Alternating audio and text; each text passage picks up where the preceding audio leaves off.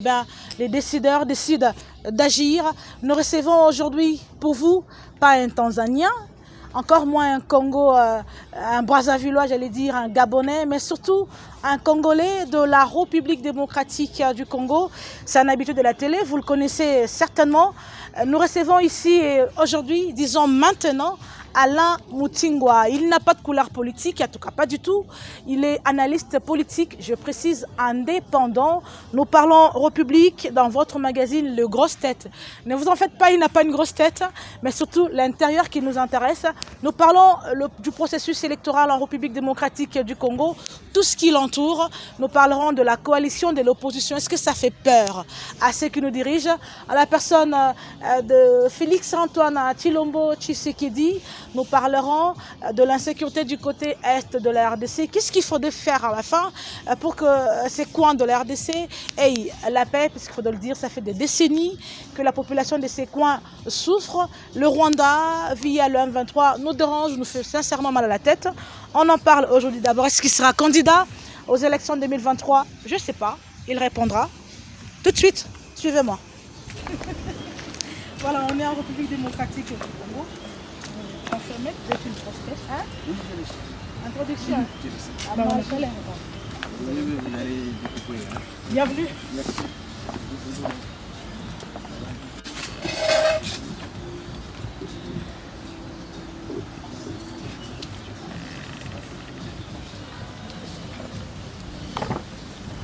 Voilà, Alain Mutingwa, encore une fois, bienvenue à vous. Merci. J'espère que vous allez très bien. D'abord, est-ce que vous serez candidat en 2023? Non, je ne vais pas dévoiler ça au public. Hein, parce que ceux qui sont candidats, ils le feront annoncer. Non, mais ceux qui sont candidats l'ont déjà fait. Oui. Je peux vous citer plus de 10 d'ailleurs. Oui, il y a plusieurs techniques pour le faire. Hein. Votre technique, je ne sais pas. Je ne suis pas. Mais finalement, ceux-là qui vous aiment, je crois que vous n'êtes pas seul, vous accompagnez des étudiants, c'est ça? Oui, ils sont. Vous enseignez également? Oui, j'enseigne aussi.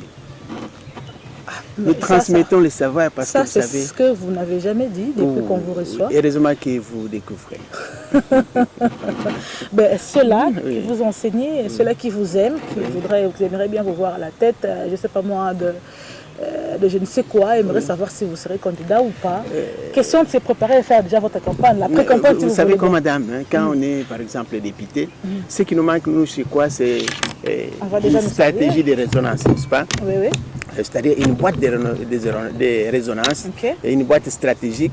Vous êtes celui qui est prédestiné à l'hémicycle et vous devez avoir, comme ils le disent, un bureau d'études, un bureau, ce que je peux appeler des coaching, là où tout se passe, c'est réfléchi. Mais chez nous, nous n'avons qu'un député, alors qu'il n'a pas un bureau. Un bureau, c'est peut-être son épouse, les enfants à qui il donne de l'argent. Mais vous, comment ça serait vos étudiants? C'est ce qu'on voit? Non. Je suis en train d'expliquer comment ça devrait se passer. Donc c'est comme ça qu'au fin du mandat, nous retrouvons par exemple des députés, nous disons ils n'ont rien fait. Ah. Vous comprenez? Pourquoi ils n'ont rien fait? Parce qu'ils n'avaient pas avec eux une structure de réflexion. Ils n'avaient pas... Mais ça peut bien être une structure composée de ma femme. Oui, bien sûr, mais on ne refuse pas. Vous savez, la compétence va au-delà des cercles familiales. Tout à fait. Hein? Donc, est-ce qu'ils ont la vision politique que vous avez? Est-ce qu'ils connaissent ce que vous pensez? Est-ce qu'ils connaissent le désir de l'attaque du peuple? Donc, tout cela doit être mixé dans une boîte de réflexion. Hein? Quand vous allez à l'hémicycle, qu'est-ce que vous allez dire? Qu'est-ce que vous allez réclamer? Qu'est-ce que vous pensez? Comment vous pensez? Vous comprenez? Oui. Suffisant. Est-ce que ces lois-là sont nécessitées par la société? Vous comprenez? Il ne suffit pas d'avoir des lois. Il faut que les lois soient consommables. La consommabilité des lois. N'est-ce pas? Et tout ça doit être étudié dans un bureau d'études. Et c'est comme ça qu'un candidat devrait se faire accompagner de plusieurs personnes que moi j'appellerais les bureaux de coaching. Hein? Et c'est comme ça que quelqu'un peut avoir 3-4 mandats. Au finish, il n'a pas un résultat palpable qu'il peut opposer au peuple. Alain Mutingwa, moi, on est en République démocratique du Congo. Je suis libre de dire que vous serez candidat, n'est-ce pas? C'est une éventualité. Je suis sincèrement... Comme je peux m'illustrer dans un candidat potentiel. Moi, je suis libre de dire tout haut que vous serez candidat. J'aimerais que vous le... Ça n'engage que vous. Très bien. Alors, je crois que vous suivez mieux l'actualité politique, même si vous êtes indépendant. D'abord, pourquoi jusqu'ici vous continuez à être indépendant? Moi, j'en connais beaucoup qui ont changé de couleur politique. Je ne sais pas si je peux le citer ici. Ils étaient indépendants avant, mais depuis longtemps, ils ne le sont plus. Ils sont soit dans l'Union sacrée, soit du côté de la Mouka, avec les autres, soit du FCC. Pourquoi vous continuez à être indépendant? Il n'y a pas de sollicitations? Écoutez, madame, les sollicitations sont là, sauf que quand vous appartenez à un groupe politique, à un groupement politique, vous devenez esclave. Excusez-moi le terme. Donc, vous ne pouvez pas penser librement. C'est-à-dire, vous ne pouvez penser que de la façon dont, n'est-ce pas, de la façon dont le maître des groupements, le président du groupement veut. Or, ce n'est pas seulement son raisonnement qui va vous amener à un bon résultat. Ralliez-vous à un parti politique qui marche avec vos idées, qui marche avec votre idéologie. Effectivement. Ça, c'est pas compliqué. Il arrive qu'à ce que l'idéologie, à un moment donné, diffère de l'idéologie du principal, de l'animateur principal. À ce moment-là, il peut s'imposer. Or, quand vous êtes indépendant, c'est comme un expert. Vous êtes une expertise qui peut servir celui qui veut que, suivant l'idéal donné. Vous comprenez? Moi j'ai envie de me gratter, mais bon. Ah oui, oui. C'est très difficile à comprendre, mais c'est quelque chose comme ça. Vous êtes appelé demain à nous diriger. Vous êtes déjà enseignant, donc à l'université, c'est ça? Oui, je donne. Non, ce sont des étudiants comme vous voulez. Voilà. Donc ça veut dire les ministères de l'ESU vous va très bien. Oui. Du coup, au Congo, en RDC, vous le savez mieux que moi d'ailleurs, que c'est difficile d'accéder à ces postes-là si on n'a pas de positionnement. Vous comprenez de quoi est-ce que je parle? Soit on est d'une plateforme, d'une famille politique, c'est là, par rapport au quota politique, que vous serez casé quelque part. Vous voulez rester indépendant jusqu'à la fin. Écoutez, madame la journaliste. Ça, c'est pas une fuite en avant. Non, non, non. Vous gardez vos compétences. Vous vous rappelez très bien dans les archives de nos émissions, nous avons dit la politisation de la vie politique au Congo, c'est l'une des causes du déclin du Congo. On ne devrait pas politiser toutes choses. Par exemple, un enseignant ne peut pas avoir une couleur politique. N'est-ce pas? Non, un pasteur ne peut pas avoir une couleur politique. C'est un arbre au milieu du village. Moi, je connais un pasteur kabyliste. Non, en fait, c'est une aberration. Il a l'onction. C'est une aberration, madame. Donc, quand on aime le Congo, il y a des choses qu'on ne peut pas se permettre de faire. On ne peut pas être enseignant, on peut être sympathisant, on peut être sympathisant. Vous n'allez pas me dire parce que vous aimez les Congos. En fait, ceux qui ont des couleurs politiques. Vous pouvez être sympathisant d'un parti politique, mais faire partie intégrante d'un parti politique. Je pense que ça ne peut pas vraiment cadrer avec la philosophie. Sans vouloir la polémique, vous nous dites ici, de manière cachée, que ceux qui sont dans des plateformes politiques n'aiment pas le Congo, c'est ça? Non, non, l'amour au Congo diffère. L'amour du métier diffère. Et si vous êtes enseignant, à supposer que vous faites partie d'un groupement politique et que vous êtes un étudiant qui est dans l'opposition, quelle serait votre réflexion? Et après? La mémoire, la grosse tête là, c'est une machine. C'est une machine. Quelque part là, vous aurez à dire, mais d'ailleurs, vous là, vous n'êtes pas de mon groupement politique. Vous comprenez? Et ça va frustrer les enseignants. Donc, je crois même chez nous, on refuse qu'à ce que vous veniez avec l'effigie d'un parti politique. Non, mais je ne viens pas le voir avec mon effigie, mais je le suis, je le garde en moi. Et vous pouvez l'extérioriser. Madame, moi, je reste de ceux-là qui comprennent qu'on ne peut peut-être être cadré dans l'enseignement par son savoir, par sa grosse tête, pas parce qu'on appartient. Et là, c'est ça le laboratoire. Donc, les politiques doivent venir puiser, c'est ce qui manque aussi. Où est-ce que les politiques puisent leur savoir?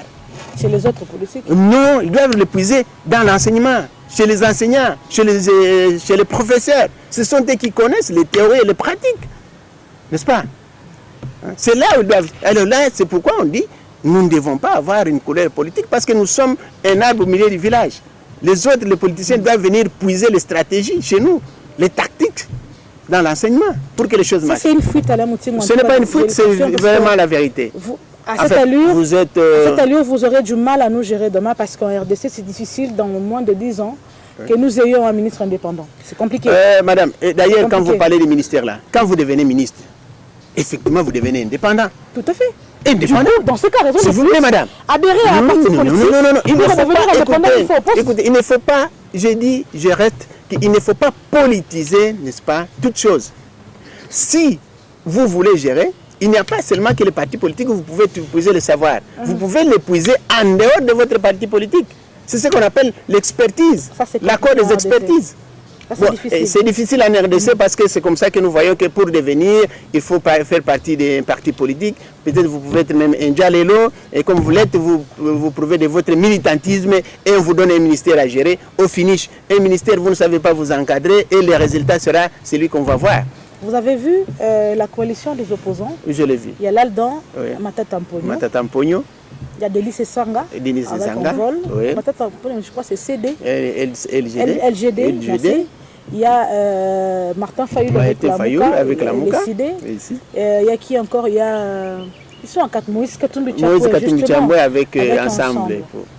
Vous pensez qu'ils font peur à Félix Antoine Tshilombo Tshekedi? Là, je parle des élections. Ah, vous parlez des élections. Vous parlez des élections ou vous parlez de la période avant des élections? Attendez, parce qu'il faut faire peur avant les élections ou il faut faire peur pendant les élections? Avant, pendant et après. Nous sommes en plein processus. D'abord avant les élections. Écoutez ma question. Oui. Nous sommes en 2023, déjà décembre, en plein processus électoral. Et cette coalition des opposants ressorte un seul candidat. En face, bien entendu, c'est Félix Antoine Tshilombo Tshekedi. Vous pensez que ce seul candidat-là, issu de cette coalition, ferait peur nous sommes là aux élections, ferait peur à Félix Antoine Tshilombo Tshekedi béton? Si oui, pourquoi et non pourquoi?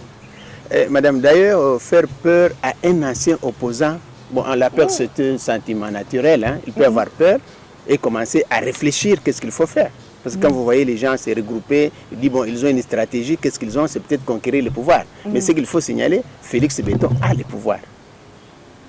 Vous comprenez? Et ils sont dans les stratégies de conquête du pouvoir. Tout à fait. Et Félix est dans la stratégie de gestion du pouvoir. Conserver le pouvoir. C'est deux choses différentes. Et quand vous êtes dans la stratégie de la conquête du pouvoir, vous devez avoir une base solide. Il faut que les quatre aient une base solide. Nous parlons aussi de notoriété. Nous avons les têtes. Madame, la notoriété, est-ce que vous avez déjà été une fois sur le terrain pour les élections? Oui. Parfois, à un certain moment, la notoriété devient la variable, la dernière variable qu'on tient compte. En RDC? Oui, bien sûr, c'est en RDC. Parce que quelque part là, vous allez entendre les slogans comme Ouinjowit, Ouinjowit. Quelle que soit votre notoriété, vous n'allez pas briser ces slogans-là. Donc, je disais donc qu'il faut d'abord avoir une base solide, solidifiée pour les quatre. Est-ce qu'ils sont en mesure de solidifier leur base pour qu'ils en fassent une base commune? Et si on répondait oui? S'il répondait oui, nous allons le voir aux élections. Mais là, Félix Béton a une base commune auquel il faut ajouter le peuple. Hein? D'une façon ou d'autre, qui vont se prononcer d'une façon ou d'autre. C'est quand même 4 coalitions. On ne refuse pas. Oui, 4 coalitions, 4 contre 1. Ouais. Oui, mais celui-là est au pouvoir. Il est au pouvoir. Et les autres sont en train dans la stratégie de conquête de pouvoir, ce qui est différent, ce qui est d'ailleurs difficile. Est-ce que le pouvoir ne veut pas dire que la population doit absolument ou obligatoirement être derrière? Est-ce que madame, aujourd'hui là... C'est une chose. Hein. Non, aujourd'hui là, que vous le vouliez ou pas, si je vais à la poste avec la photo de ces 5 personnes, vous êtes sûr que la photo de celui qui est au pouvoir ne va pas triompher sur la photo individuellement? Vous comprenez? C'est possible que la tendance change depuis que tout le monde soit autour de ces 5 Et c'est comme ça que aujourd'hui c'est comme dans les terrains d'entraînement. C'est l'opposition qui est en train de montrer comment elle est forte et tout ça. Et l'homme qui est au pouvoir ne fait que gouverner, gérer. Il y aura des moments où il faut égaliser les stratégies. C'est-à-dire les stratégies de campagne. C'est à ce moment-là que Félix Tshilombo va sortir maintenant sa stratégie de la campagne. Vous comprenez? Et c'est ce qui va faire l'égalité entre l'opposition et le système. On éteint la caméra. Ouais. Vous allez me répondre, le micro ne fonctionne même pas. Pas de problème, même s'il fonctionnait. Faites-nous un peu un bilan de Félix Tshekedi. Oui, le bilan, d'abord il faut avoir un bilan prévisionnel. Quand vous voyez la gestion 4 ans et demi déjà, attendez, tranquillisez-vous. 4 ans et demi, les caméras sont... Même si elles sont ouvertes. Vous vous rappelez que j'avais déjà répondu à cette question. Vous êtes dans l'urne, même si c'est en secret, vous êtes dans l'urne déjà, et vous vous rappelez de Félix Antoine Tshilombo Tshekedi, s'il faudrait les voter ou pas. Qu'est-ce qui va vous motiver? D'abord, s'il faudrait les voter, vous vous rappellerez de quoi? Quelle action qu'il a déjà, qui vous a touché, vous dites, je réponds ce monsieur. Madame, moi je vois dans Félix d'abord un panafricaniste. Vous comprenez? Je vois dans Félix quelqu'un qui veut rehausser le Congo au niveau de la direction de l'Afrique centrale et de l'Afrique. Je reste dans les mots, qui veut. Oui.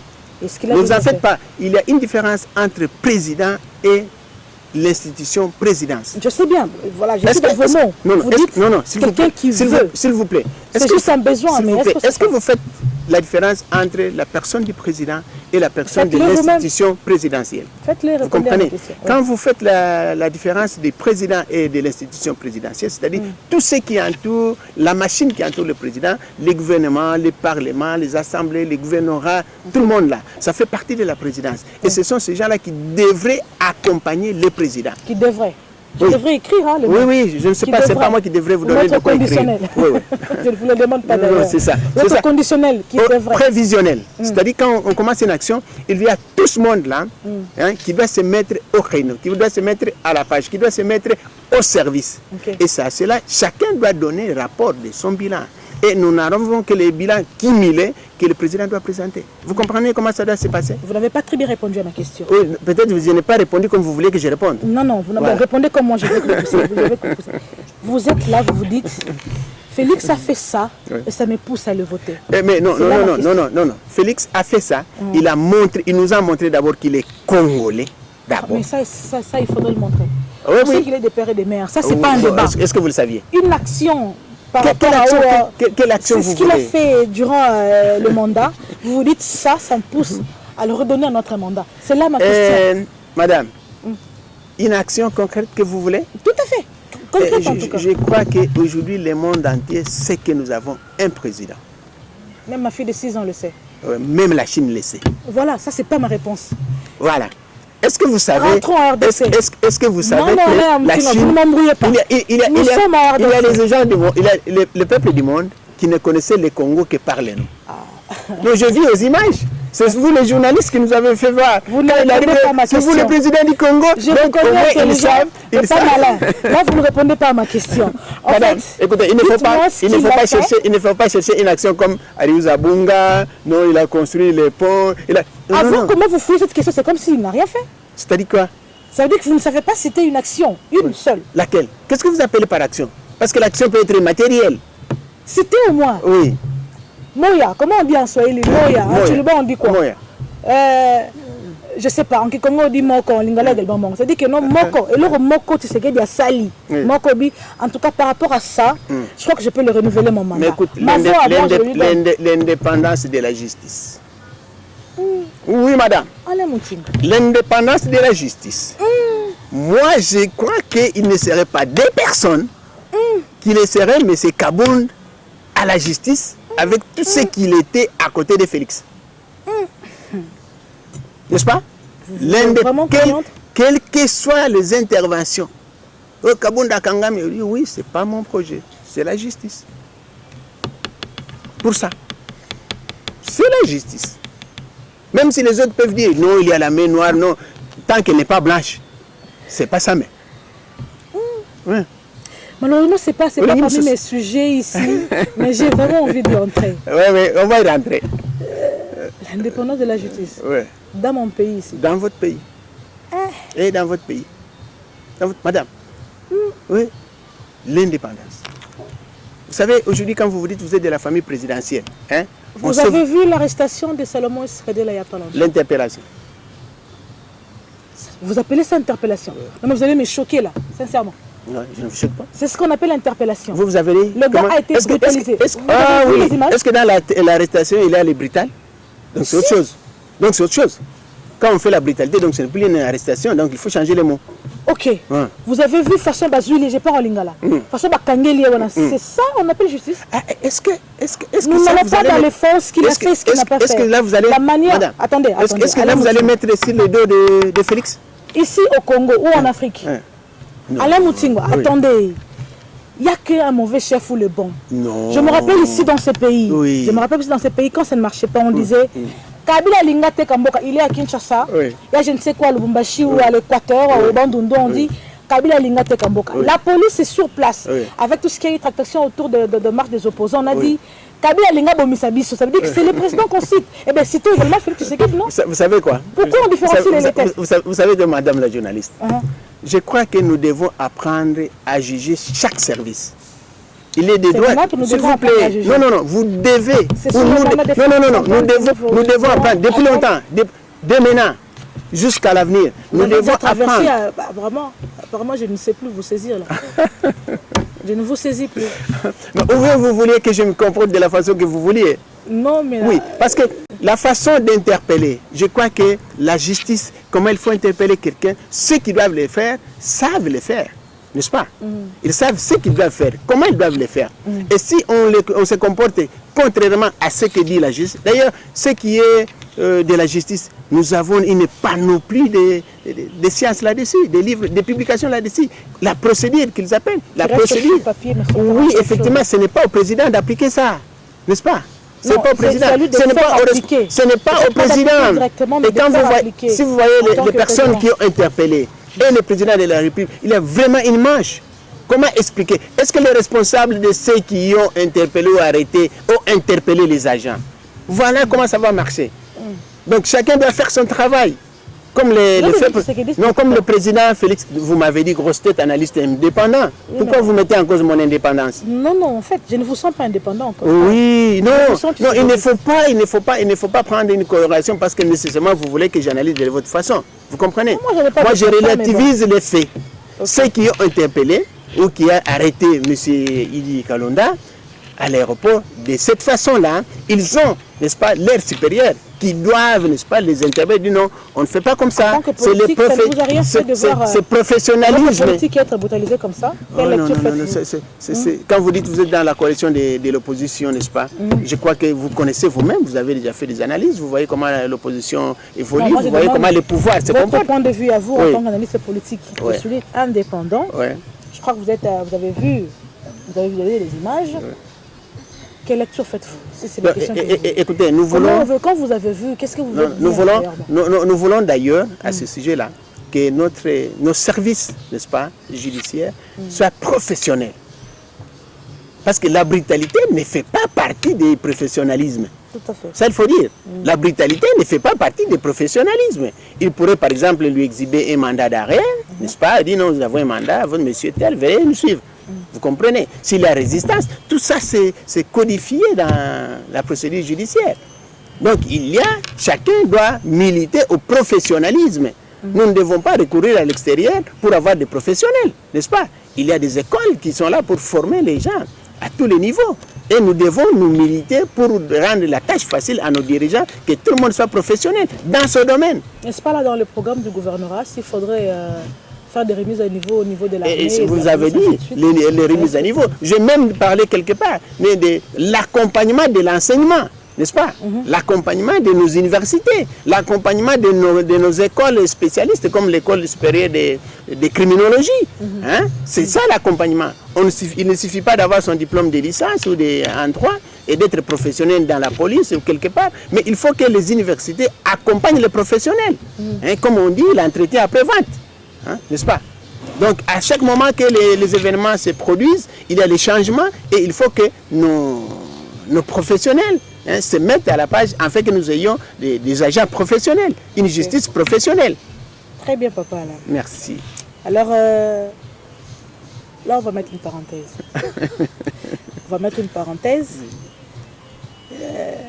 Quand vous observez, voilà pourquoi on vous a appelé aujourd'hui en tant qu'indépendant.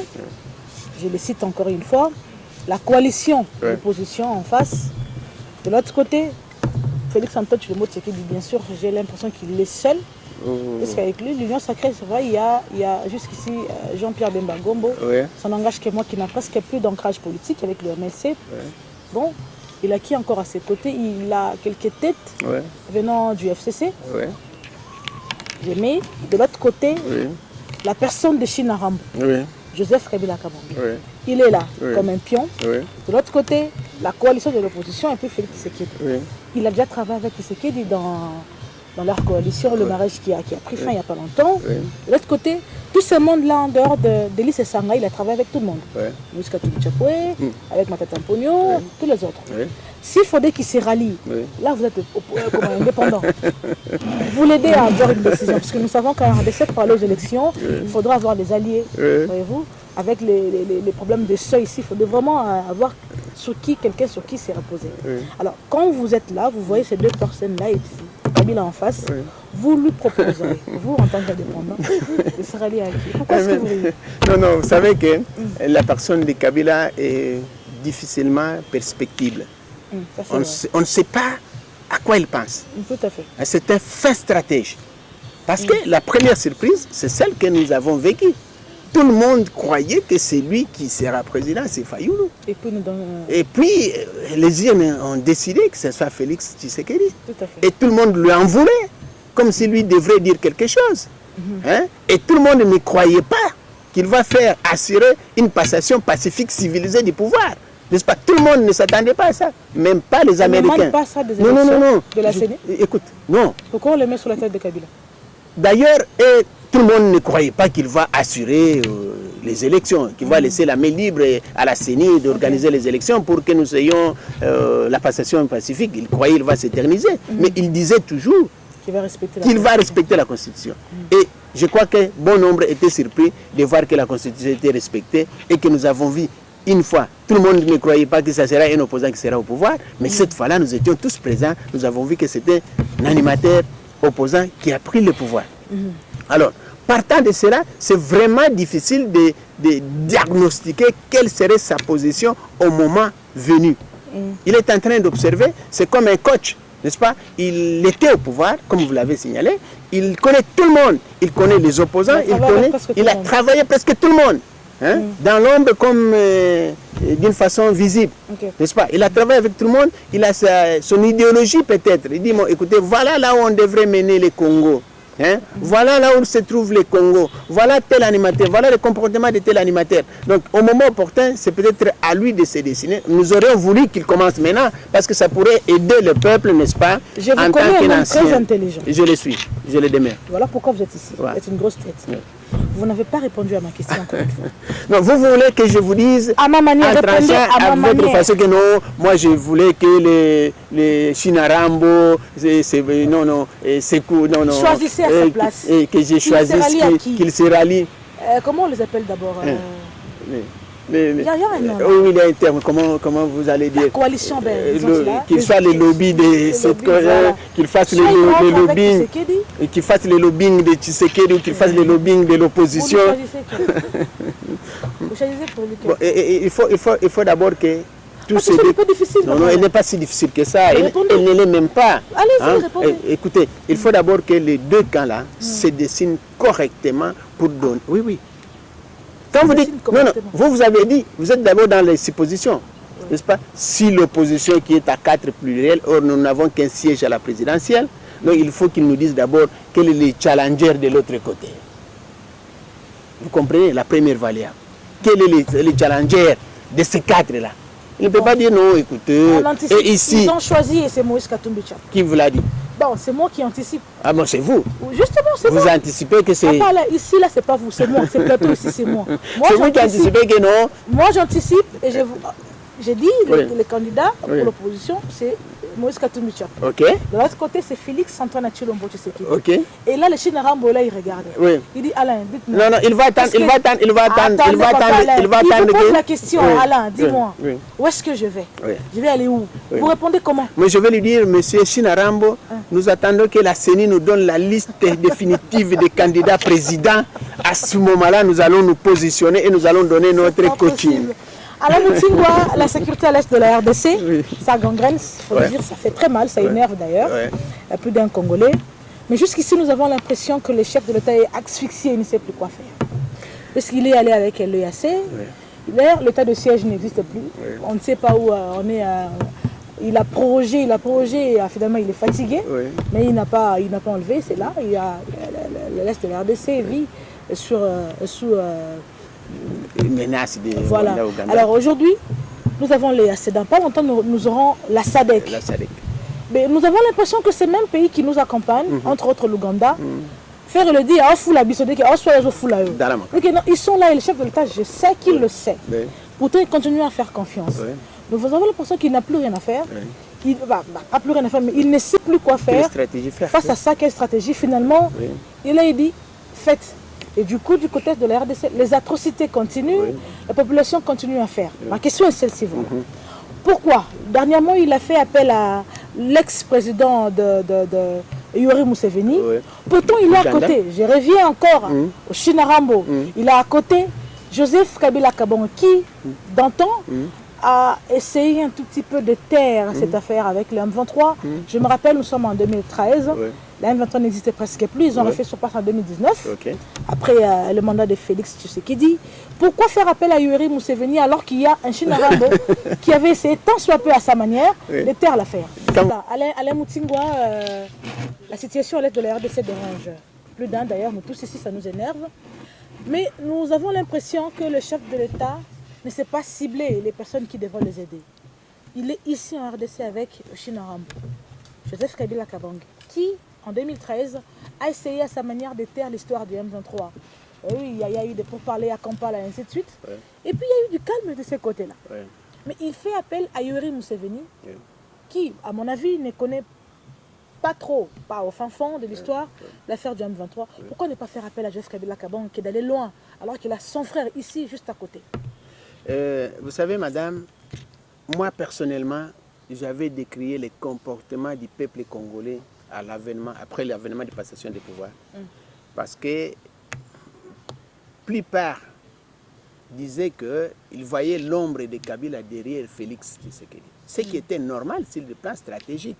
Parce que quand on passe le pouvoir, nous avons passé 18 ans. Ce n'est pas pour rien. Il y avait des guerres dont vous dites là, il y avait des tumultes, il y avait des troubles, il y avait les M23. Et nous avions déjà quelqu'un qui avait des stratégies préétablies, qui connaissait les points forts et les points faibles des M23. Malheureusement, c'est nous là, la population, qui commençait à décrier la présence, n'est-ce pas, qu'on appelait la main noire de Chinarambo derrière Félix. Or, nous n'avions rien à perdre, parce que nous, c'est notre investissement. Hein? Le président Chinarambo, c'est notre investissement, c'est l'investissement du peuple congolais. N'est-ce pas? Il devrait apporter, n'est-ce pas, sa connaissance, son histoire, son expertise à la nouvelle présidence. Ben, il y a certaines têtes qui pensent que c'était un semblant de paix. Non, la paix, là, écoutez, il y a l'intérêt général. Il y avait une trahison à outrance, en tout cas. S'il vous plaît, l'intérêt général fait partie des intérêts individuels. Tout à fait. On ne sait pas gérer tout individu, chaque individu a son intérêt. Mais ce n'est qu'en faisant la résultante que vous aurez la paix. Or, lui connaissait qui fait.